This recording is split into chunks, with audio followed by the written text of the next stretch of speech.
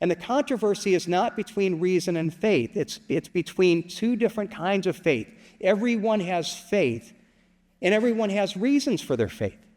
Everyone has a reason why they believe and when they explain that. And so those who believe in materialism and evolution do so based on faith, just as those of us who believe in the Bible and creation. Is it more reasonable to believe that there is an all-powerful God that existed outside of nature and that he spoke things into existence? Or is it more reasonable to believe that there was nothing and that nothing somehow created everything? That isn't a reasonable faith. I don't have that kind of faith that believes something that everything that I can test tells me it's false. And here's why I want you to realize you matter to God. You are not an accident of nature. You are not lost in the cosmos or even in the billions of people here on earth. You matter to God. You are significant. You are importance to him. The Bible teaches that each one of us are a part of a plan. We are created for a purpose. What we're going to be looking at is the story of creation as told in Genesis 1. And we're going to look at it step by step and looking at how it unfolds the story of creation. And we're going to contrast that with the story of materialists, with the Darwinists, and we're going to be looking at it and saying, okay, does the evidence of science concur with the story of the Bible, of creation, or with evolution? Now, even in the beginning last week, we talked about in last week's message that we saw that the Bible calls us to actually look in the Bible and see, not only look in the Bible, but to look in creation. That the Bible says God reveals himself in creation. So we're called to look at this. If God has revealed himself both in the Bible and in creation, we should look at both of those stories, and they should both tell the same story. They should affirm. That's what we're going to be looking at. But this morning we're going to look at the first 4 days of creation. Genesis chapter 1, we're going to be looking at the first 19 verses and what's taught there, and then look at it played out. So it's easy to find in your Bible, page 1 of the Bible. But let me begin by reading Genesis 1, starting in the first 19 verses of the Bible. In the beginning, God created the heavens and the earth. Now the earth was formless and empty. Darkness was over the surface of the deep, and the Spirit of God was hovering over the waters. And God said, "Let there be light," and there was light. And God saw that the light was good. And God separated the light from the darkness. And God called the light day, and the darkness he called night. And there was evening, and there was morning the first day. And God said, "Let there be an expanse in the midst of the waters, and let it separate the waters from the waters." And God made the expanse and separated the waters that were under the expanse from the waters that were above the expanse, and it was so. And God called the expanse heaven, and there was evening and morning the second day. And God said, "Let the waters under the heavens be gathered together in one place, and let dry land appear." And it was so. And God called the dry land earth, and the waters that were gathered together he called the seas. And God saw that it was good. And God said, "Let the earth sprout vegetation, plants yielding seed, and fruit trees bearing in which each is their seed, each according to its kind, and on the earth." And it was so. And the earth brought forth vegetation, plants yielding seed according to their own kind, and trees bearing fruit in which is their seed, each according to their own kind. And God saw it was good, and there was evening, and there was morning the third day. And God said, "Let there be lights in the expanse of the heavens to separate the day from the night, and let them be for signs for the seasons and for days and years. And let them be lights in the expanse of the heavens to give light upon the earth." And it was so. And God made the two great lights, the greater light to rule the day and the lesser light to rule the night, and the stars. And God set them in the expanse of the heavens to give light on the earth, to rule over the day and over the night, and to separate the light from darkness. And God saw it was good. And there was evening, and there was morning the fourth day. May God bless the reading of his word. Let me pray. Father, I thank you for the privilege that we have to come together, Father, to not only look at Genesis and the story about how the world began, but Father, to be able to look at that part of your revelation and to look at creation and how you revealed yourself there. And Father, to see how these two forms of revelation affirm, they agree. And Father, I pray that you would bless our time, that you would speak through me and in spite of me. Father, help us to hear what your heart is, what your word is for each one of us. In Jesus' name, amen. Now, let me ask you to imagine something here to start off the message. Let's say that you were, coming in last night. You come in, you walk through the kitchen, and as you come through the kitchen, you smell something really wonderful, and you look over at the countertop, and what you see is a tray of cookies. And it's like, these are, man, they're great. They look at these great cookies. Now I've got to say, it was funny because I had people in the first service tell us, can we eat your sermon illustrations? I said, no, I need it for the second. A couple people took bites. But the second service, I said, you could come in the second service, but there's a reason that youth all sit in the front, and they're all in the front, and they're quicker than you are, so I think I know who's going to get the cookies afterwards. So it's like, okay, there's a reason you all are up here. Now, if you find these cookies in your kitchen, I know what your first thought would be, right? You would see a tray of cookies lined up there, and you would think immediately, I wonder how these cookies came into existence. Did they spontaneously appear from a big bang in my kitchen? Or were there natural causes? Maybe there were natural causes that there was a big wind or an earthquake. Maybe some cats got in a fight in my countertop and they somehow mixed it all up and they made the cookies. I'm sure that's what happened, right? I'm sure that's what happened in my house last night. I'd mentioned to my wife that I would like to have some cookies for today. And man, amazing, they just appeared spontaneously. Is that what you think? Of course not. No, you know intuitively when you find a tray of cookies, someone made them. In fact, it's so intuitive, it's so obvious that, if you have a 5-year-old child, a child comes in, they say, hey, Mom made cookies, it's great. They know where it came from.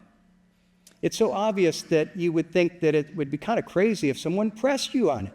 If they said, well, no, you got to prove it. You got to prove that they were made. No, it's obvious. Cookies don't happen by accident.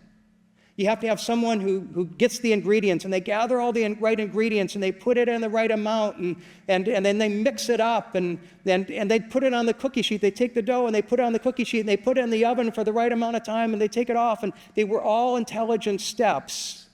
None of these happened by accident. They were intelligent steps by, in a sense, an intelligent baker. Now, what would you think if I said, well, okay, let's do the research on this? So I'm going to pull in a bunch of scientists and a bunch of people that study probability, and we're going to say, what are the chances that these happen by accident? Practically, is it possible that something happened that knocked the flour out of the cabinet and it just fell into the bowl? Is it 1 in a million? Is it 1 in a trillion? Could it have happened? Well, it's possible, really unlikely. Well, how about then if the eggs, came out of the refrigerator and somehow broke and the shells got out and the eggs got in there, and is that possible? And any one of those things, are they remotely possible? Well, even if you say they're remotely possible, well, then what's the chance that happened and then it got all mixed up just right, and then somebody put them on the cookie sheet and they got put in the oven? No, they were all intentional things. And you might say that any one of them could have a nearly impossible chance, but could it be possible? But what's the chance of all these things happening together? Again, it becomes beyond illogical to argue that it could have happened. Our initial intuition was right. No, we see a tray of cookies, and you realize that you don't need to be a scientist to realize there was a baker. Why? Because we know a couple things by experience. Many things needed to happen correctly for the cookies to be made. And not only that, none of these things are likely to happen if somebody doesn't make them happen. And so we know that intrinsically. Now, here's why we're sharing this in this message this morning. And over the next couple weeks, there are going to be times that I'm going to be talking about science. And some of it is actually going to even be a little deeper science. And you might be times like, I don't really understand that. And I'm going to try to keep it from getting too technical, but there are times that you need to also see, okay, here's the evidence. But the reason that I'm using the illustration for these cookies is that I'm trying to make an important point. And that is when we get into the discussion of science, it can seem at times to get a little bit heavy and academic. But at the end of the day, I'm really making a point that's very, very simple. It's a point that an appearance of a tray of cookies, we can tell that there is a designer, there was a baker. A 5-year-old knows that. It's that simple. Complex things do not come out of nowhere. They do not create themselves. They do not happen by accident. We know that science tells us that the universe had a beginning. We're going to see that. So if it had a beginning, is it able to create itself? And we know that we're going to talk about, even before we talk about life, we're going to see that in a couple weeks. Just the universe itself to exist apart from life is incredibly complex, infinitely more complex than a tray of cookies. And so we know that many things need to happen for the universe to be made. And none of these things are likely to happen if somebody doesn't make them happen. That's obvious. So let's kind of develop this. Now, part of that, let me take a minute to review some of the ideas from last week. And last week's message, we talked about how some people think that there is a conflict between science and faith and reason. Some people will say that, and they often say, well, the Bible, that's about faith. Science is about facts. When you talk about creation, that's a religious claim, and it's a faith matter believing it. And when we talk about evolution, that's facts and science. And what we saw last week is that that's not at all true.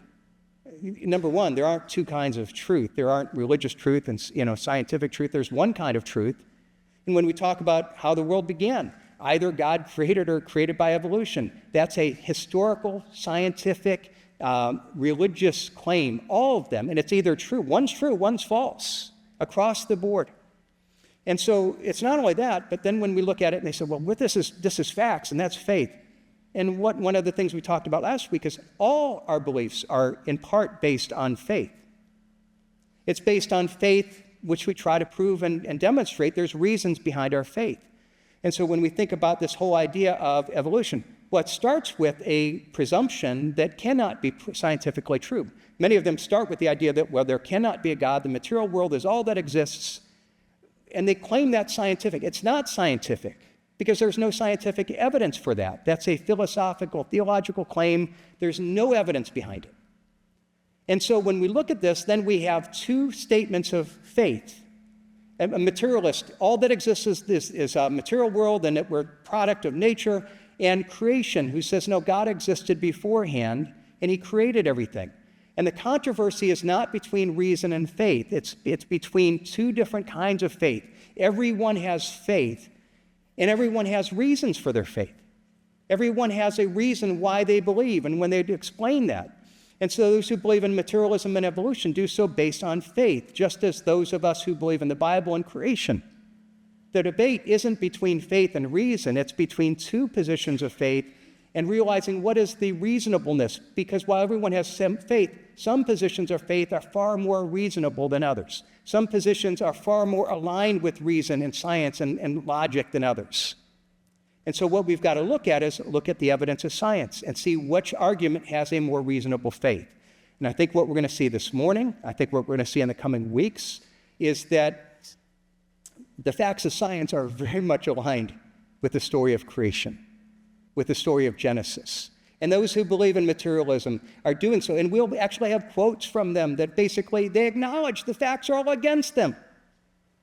But yet they believe with a blind faith that goes against reason because they don't want to accept the possibility of God. So let's start looking at these issues. The first one we're going to look at is the origin of the universe. Okay, this is right in the beginning of Genesis 1. How does it begin? Verse 1, in the beginning, God created the heavens and the earth. In the beginning, there was a God that existed before time, before space, before anything else. There was a self-existent, all-powerful, all-knowing God. And he spoke the universe into existence, creating not only space and time, but giving it order and design. Now, compare that with another story. The materialist will basically say their story is in the beginning, there was nothing. And then from that nothing, a singularity formed, a small spot of nothingness in the midst of nothingness. And then suddenly, that singularity exploded with great force, and that explosion created everything that exists in the universe. And it was an explosion that brought order to that universe, to that matter. So it organized itself into stars and galaxies and planets, and ultimately into us, into life. Now, let's look at those two stories. Which one of them best aligns with the evidence? So when we look at this, we start by saying there is a universe that had a beginning. Now, think even about the universe. I don't know if you ever thought about this as much, but the universe, if we step back and think about what exists, it's amazing. I mean, how many of you have ever gone out to a remote place? You know, we live kind of in a city, and so you look at the skies, you can't see that much. If you go out to a really remote place, it's way away from the cities, and if it's a dark night, no moon, and you look at the stars, it's amazing, isn't it? If you've ever done that, it's just beautiful. And they estimate that in a dark place like that, we might be able to see almost up to 2,000 stars. now if you add a telescope, a simple telescope you could buy, and you go into a dark place, there they say that you can maybe get up to about 10,000 stars that you could see. I mean, this is just a basic telescope that's taken, and you see all these stars out here, and it's amazing. But our eye cannot come close to seeing all the stars that exist. Astronomers estimate that in our galaxy, the Milky Way galaxy, it contains 400 billion stars. I mean, it's an amazing idea. And not only that, but we aren't the only galaxy. With improvements in technology, we can now see beyond our galaxy far further than ever before. And what we keep doing is scientists keep looking for the edge of the universe, and they can't find it. Every time you go further, there's more galaxies out there. The best illustration of this is something called the Hubble Extreme Deep Field, which it uses the Hubble telescope and takes multiple pictures and then puts them together in this composite picture. Now, here's what I want you to see. This is the extreme field here, the Hubble Extreme Deep Field. This is not our universe. This is beyond our universe. All these are not stars. They are galaxies. And so what they're finding is when you look out there, we're not sure because everywhere we go, there's more. But as of now, they estimate they can see by estimation 200 billion galaxies. So if you think about, okay, well, we've got 400 billion stars in our galaxy, 200 billion galaxies, and you multiply those together, and you get a huge number that I can't even start to imagine. You get a really, really, really big universe. It's amazing. And now think about the size of that universe. All right, if we think about the size, because the universe is so vast, we got to think in terms of light speed. Okay, you all know the speed of light, right? Okay, just in case you don't. Okay, here's where we go. We've got the speed of light. It's 1,806,000 miles per second, which is, 670,616,200 miles per hour. I mean, that's incredibly fast. And so to give you an idea, the Earth is 93 million miles from the sun. It takes about 8 minutes from the light to get from the sun to the Earth. It's about 43 minutes to get to Jupiter. It takes about 5.5 hours to get to Pluto. And now, do you know how long it takes for the light to get to the nearest sun? 4.2 years. That's the next star. The Milky Way is estimated to be 120,000 light years across. Now imagine that context. The nearest galaxy is 2.9 million light years away. This is enormous. And so here you have this universe that is just stretched out over billions and billions of light years beyond what we could imagine. And it's all this, the huge stars, everything that is there, and consider the vastness of it. And what does God say and tell us in Isaiah chapter 40?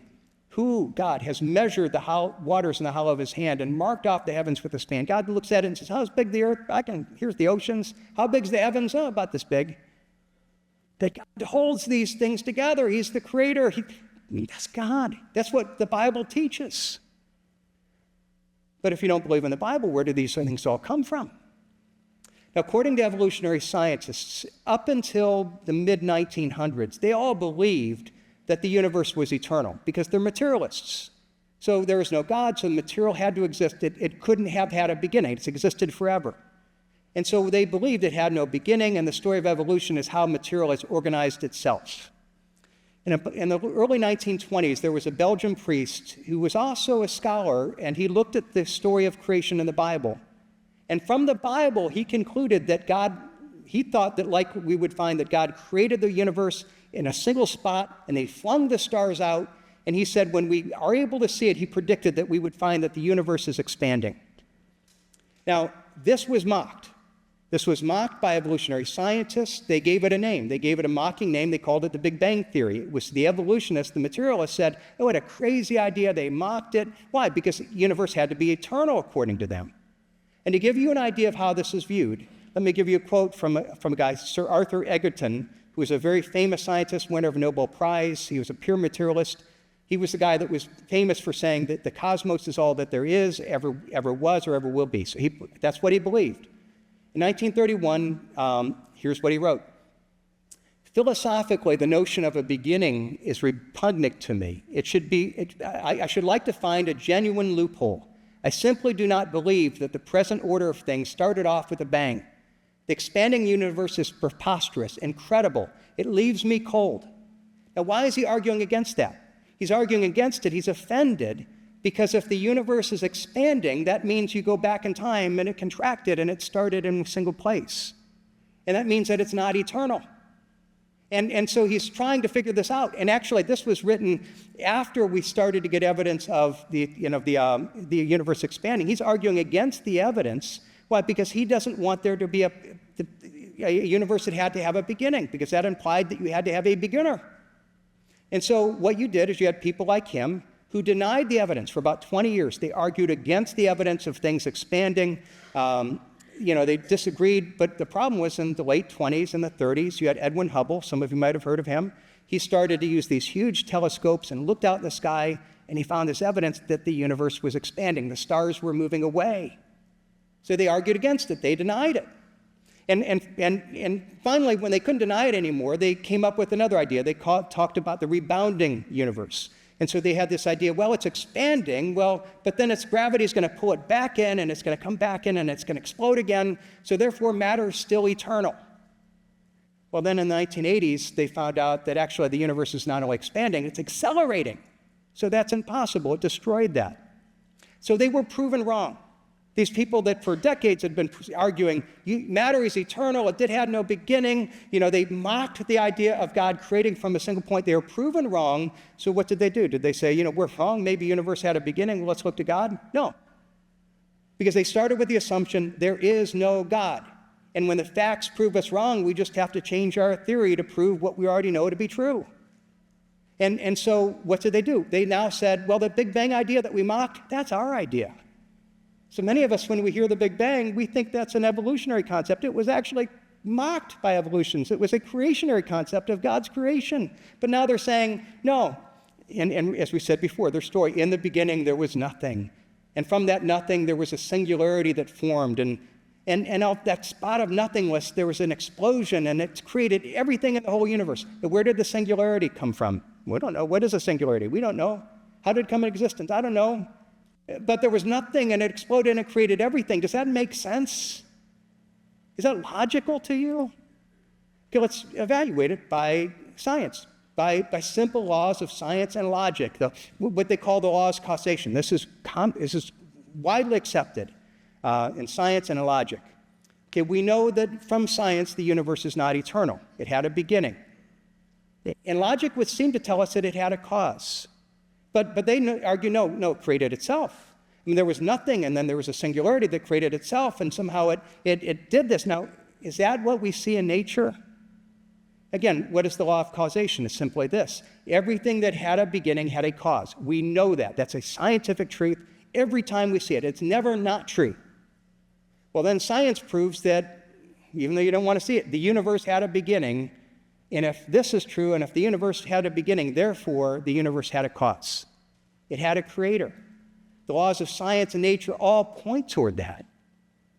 Now, are we really to believe, well, there was this story, there was nothing, and then that nothing exploded, and an explosion of nothing created everything, and that everything that it was created by an explosion somehow organized itself so that it formed not only planets, but it allowed the development of life, and then we've evolved to the point where we can understand the rules of nature that prove that whole theory is wrong. You see how crazy this is? And as we said earlier, both evolutionists and creationists, they have faith. But which one is more reasonable? Is it more reasonable to believe that there is an all-powerful God that existed outside of nature and that he spoke things into existence? Or is it more reasonable to believe that there was nothing and that nothing somehow created everything? Now, we can't get into the heavy science of this, and there's a lot of science to back up what I'm saying. But again, remember, the core issue of it is really simple. Did these cookies make themselves? I mean, this is what it really comes down to. We know by experience when you have something that's organized like this, it doesn't make itself. It doesn't suddenly appear. And yet, for me to argue that the cookies made themselves would be crazy. And yet, some people now will call it scientific knowledge to argue that nothing created everything that there is. And that's a faith that goes against logic. It's a faith that goes against reason, against science, against evidence. That's a faith that isn't a reasonable faith. I don't have that kind of faith to believe something that everything that I can test tells me it's false. But it's not just about where the cosmos came from, the universe came from. It's also We have to take into consideration that it's incredibly organized. There's order. I mean, the fact of the matter is, if it was a big bang, I mean, your experience, when you blow things up, does it organize it and create order and structure?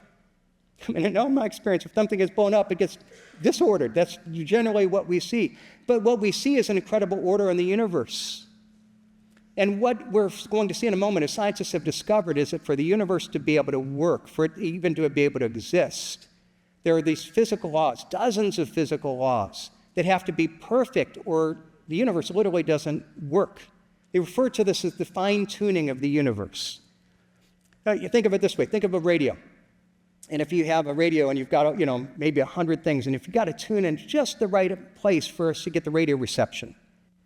Now, here's what they're going to talk about. It's not only a radio, it's a panel. And it's got dozens of dials, and it's not hundreds, it's millions and trillions of spots. And every one has to be in the exact place for it to work. If one of the dials is out of place, the whole thing doesn't work. Now, this gets a little heavier, so I'm going to lean on a video, a little part of a little video, to kind of explain it a little bit. Hopefully they do it better than I do.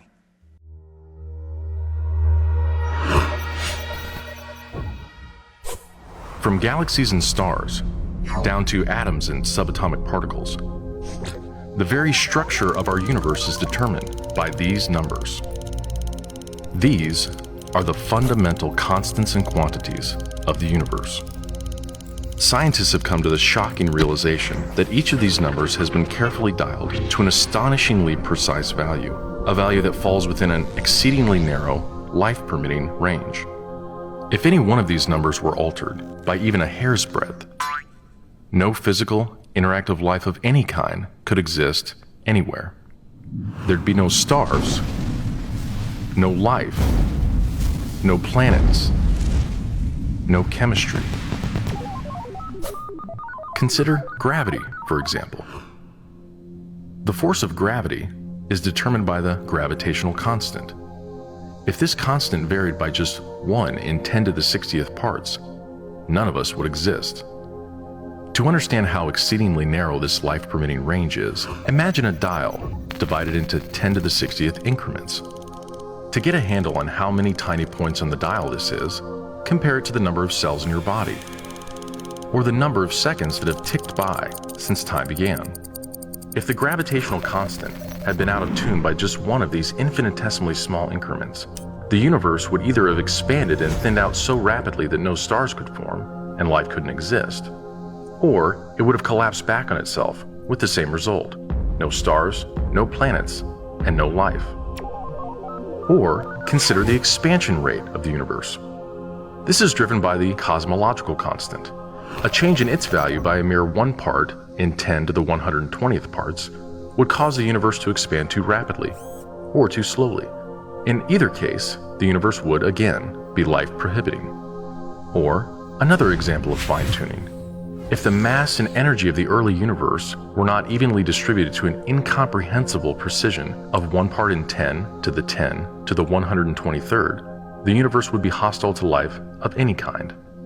The fact is, our universe permits physical, interactive life only because these, and many other numbers, have been independently and exquisitely balanced on a razor's edge. Wherever physicists look, they see examples of fine-tuning. The remarkable fact is that the values of these numbers seem to have been very finely adjusted to make possible the development of life. If anyone claims not to be surprised by the special features that the universe has, he's hiding his head in the sand. These special features are surprising and unlikely. Now, these are just touching on a couple little examples, and there are many more, but think about gravity. He said, 1 into 10 to the 60th part, that's 10 with 60 zeros. And how small that is, if the universe really is 13 billion years old, then that means that the number of seconds since in 13 billion years is 10 to the 13th power, significantly smaller than this. But it had to be that exact. or the universe wouldn't exist. Or he talked about the expansion rate of the universe. That's an even bigger number. And somebody even said afterwards, it's like, well, let's say go play the lottery, and what's the chance of playing the lottery? He said, no, it's like you go to play the lottery 100 times and you had to win every time. What's the chance of that happening? And that would be a much smaller number than this. And if it did happen, you knew that the lottery was fixed. It would be no question about it. We know that. And so there's these dozens of things that when you look at that, what do they say? The universe, it couldn't have happened by accident. It's organized. There's a guy, a scientist, Fred Hoyle. He was the guy that invented the term the Big Bang. And he did it mocking the idea of the expanding universe. He was an atheist. And later on, as he looked at this and he said, okay, well, let me try to, and again, it wasn't like, well, I'm proven wrong. Maybe there is a designer. He instead said, okay, well, now I'm going to try to own the Big Bang. Well, it really happened, the singularity.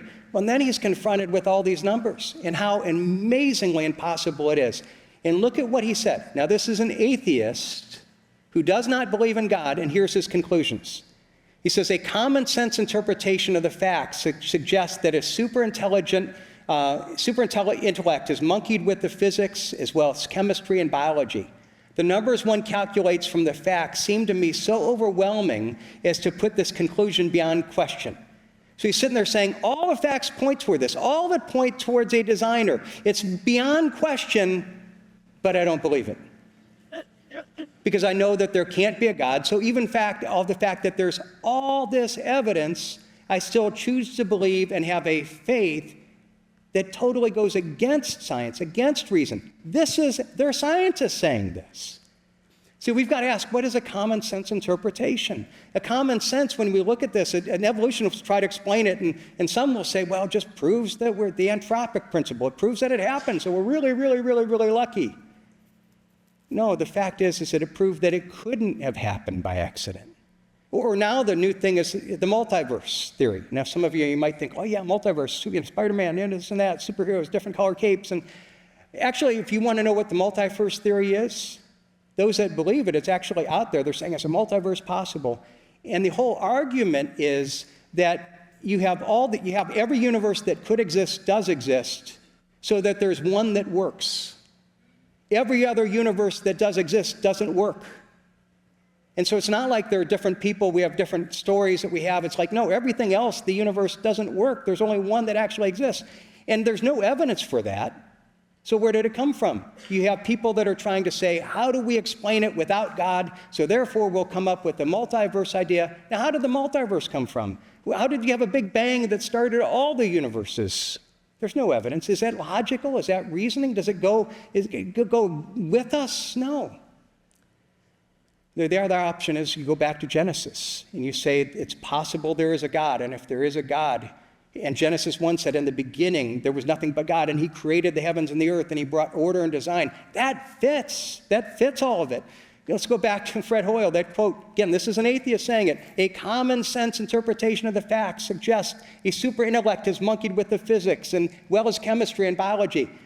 Like God, a common sense. This is common sense. And what he's saying, here's someone who rejects it and says it's so overwhelming that it's beyond question. But yet he continues to believe in spite of the evidence. As followers of Christ, as those who believe in the Bible, I want you to realize heavens declare God's glory. The science is affirming everything that God is saying. We have science. We have the reasonable faith. One more thing we're going to look at this morning, and that's the amazing design of the earth, of the planet that we live on. Genesis 1 tells us that God not only created the heavens, he created the earth. And then if you look at Genesis, basically, up through 19, the first 4 or 5 days, it's God organizing the earth. So he separated dark and light. He separated waters from the earth and the skies and created plant life, and he created land, and he organized the solar system and the sun and the moon and the stars, and he did a special work of creation on the earth. And the question is the earth special? Are we just an insignificant and common speck that is one of the many, many planets that exist in this huge universe? Or are we special? And what Genesis tells us is that we are special. God did an incredible work of creation. And that's not the story of materialists. You see, they look at the vastness of the universe and they say, well, because it's so vast, there's got to be a lot of life. In 1966, Carl Sagan announced that there were two important criteria for planets to support life. You needed to have the right kind of sun, and you needed to be the right distance from that star. And he said, because there's so many stars out there and so many planets, he said that there are going to be billions and billions and trillions of planets that are able to support life. And it was that idea that led in the 1940s, 50s, 60s, all this science fiction, all this books and stuff about aliens, because we expected to find all kinds of alien life because life is easy to form. In fact, they set up something, the SETI project, Search for Extraterrestrial Intelligence, and they set up these huge dishes that were out there trying to search the sky for some kind of intelligent communication and the listening. And they listened, and they got nothing. And finally, it was a government-funded thing. In 1993, the government pulled the funding. Private funding has continued. And to this day, we've heard nothing. Now, why? Well, what's part of what happened is that we expected that there would be all this life and all these planets, but then over time, scientists have discovered it wasn't two things that required a planet to be able to support life. It was, 10. Well, then it was not 10, it was 20. And, then it wasn't 20, it was actually 50. Well, now it's estimated at around 200. And even a SETI proponent, one of the guys in charge of it, wrote or gave in an interview, said, in light of the new findings and insights, it might seem appropriate to put our excessive euphoria to rest. Basically, we're not going to find life. We should quietly admit that the early estimates are no longer tenable. What we thought we were going to find, it doesn't fit the science. What we need to realize is actually, it's not that there are billions and billions of planets with life. When you have 2,000 things and how unlikely that is, it actually is impossible that there's one planet that exists, if it just is by chance. It shouldn't exist at all. See, our planet is a miracle in a sense, that we have this planet that is able to support life. And again, from a scientific accidental perspective, it should not exist at all. Now, again, there's some heavy science to this. Let me go back to another video that hopefully explains it a little more simply. We find that we need to be at the right location in the galaxy, that we're inside the circumstellar habitable zone of a star, that we're in a planetary system with giant planets that can shield the inner planets from too many comet impacts, that we're orbiting the right kind of star that's not too cool or not too hot, that we're on a planet that has a moon that can stabilize the tilt of its axis, that we're on a planet that's a terrestrial planet, a planet that has a crust that's just thick enough that it can maintain plate tectonic activity, but it has enough heat in its interior that it's still circulating its liquid iron core so it can generate a magnetic field, that it has an atmosphere that has enough oxygen to allow for complex organisms to survive, that it has enough water and enough continents to allow for the diversity of life for an active biosphere that you need to support complex creatures such as ourselves. All these factors have to be met at one place and time in the galaxy if you're going to have a planet as habitable as the Earth, which you need for complex and even technological life. In an attempt to estimate the probability of attaining this combination of factors simultaneously, some researchers have developed equations assigning a conservative 1 in 10 value to each factor deemed necessary for advanced life. If every element has to be there at the same time, you have to multiply the probabilities. And that's what makes the probability at the end so small. You've got 10% of this and 10% of that, and these things rapidly multiply to exceedingly small numbers. The numbers on the order of 10 to minus 15, which is 1/1000th of 1 trillion. And it's a number like that that you have to compare to the 100 billion stars that are in the galaxy. 100 billion is a very large number, but 1,000th of a trillionth is much, much smaller. On their face value, these probabilities are speaking. What they're telling us is this can't happen, or this is very unlikely to happen in the galaxy. And that's where the evidence is pushing us. The number 1,000th of a trillion is based on 50 factors. There's 200. The number is much bigger.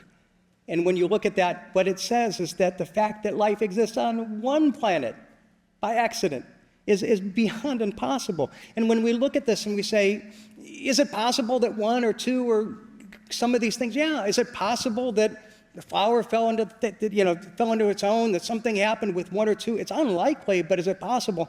But what is the likelihood of all these things happening?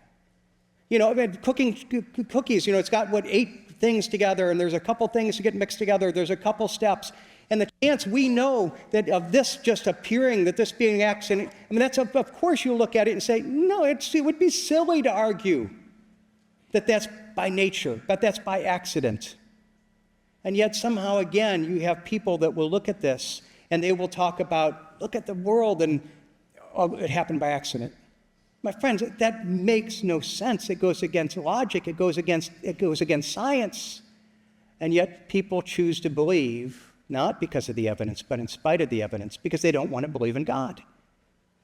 Now, I hope that this is, if you're here and you're not sure, I hope that this is an encouragement. I hope that please engage in the discussion. I would love to talk with you. I've got tons more information that if you want to go deep, I'll let you go as deep with you as you want to go. If you are here and you are struggling, if you've heard things and you say, I don't know whether I'd believe, man, I'd love to talk with you. I'm going to recommend resources in the coming weeks, and I'd love to go deeper with you. But for all of us, I want you to have confidence in the reason for your faith. That we just don't believe something because God says it, and it's close your eyes and believe. No, we believe something that is true.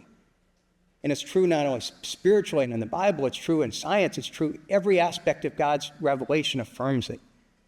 But it also tells us something important about us and about our place in God's universe. Because we can look at this and we can say, from an evolutionary perspective, you got this huge universe and it's so big and, billions of light years across and billions of stars and planets. And how does God see us? Are we nothing? Are we insignificant? Are we just a speck in the vastness? Or we'll look at what Psalm 8 says.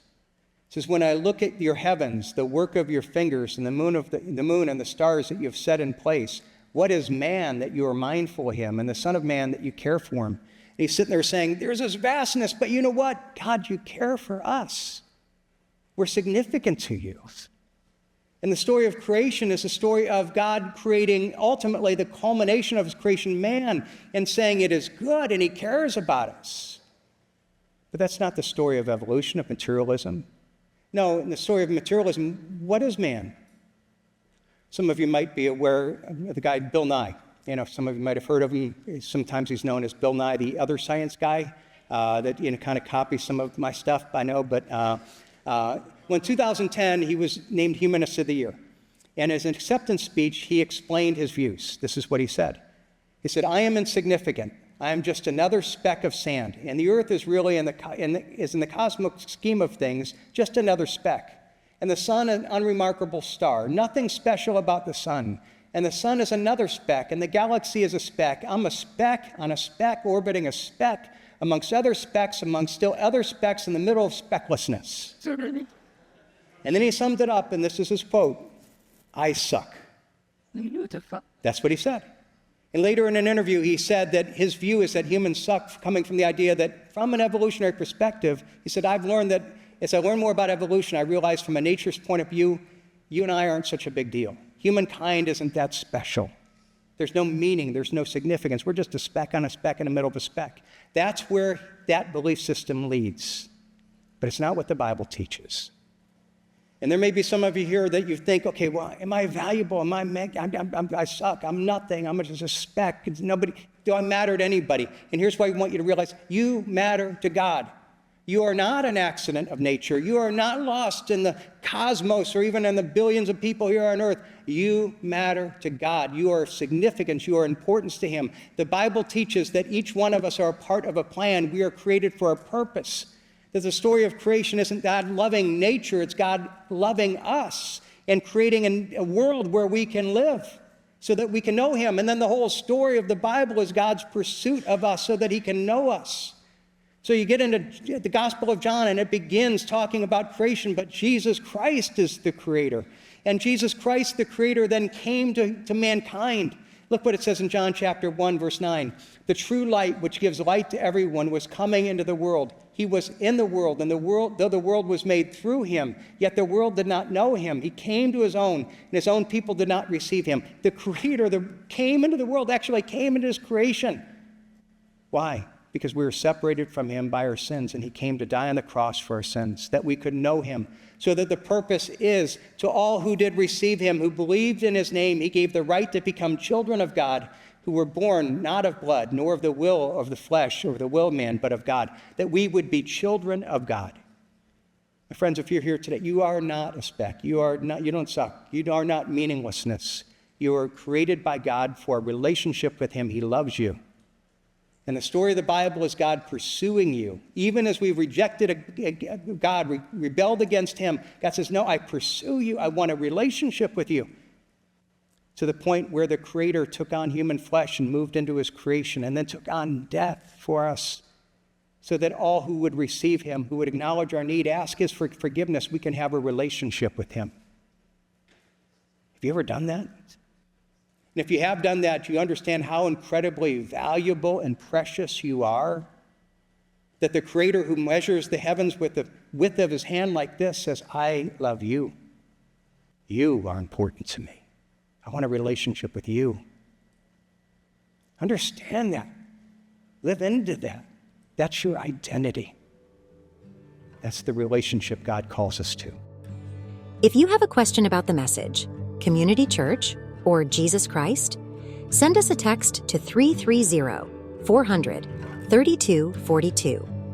You can learn more about our events and community groups at ccpl.life/connect. There you can also send in a prayer request. We would love to pray for you. Have a blessed Lord's Day, and we'll see you on Sunday.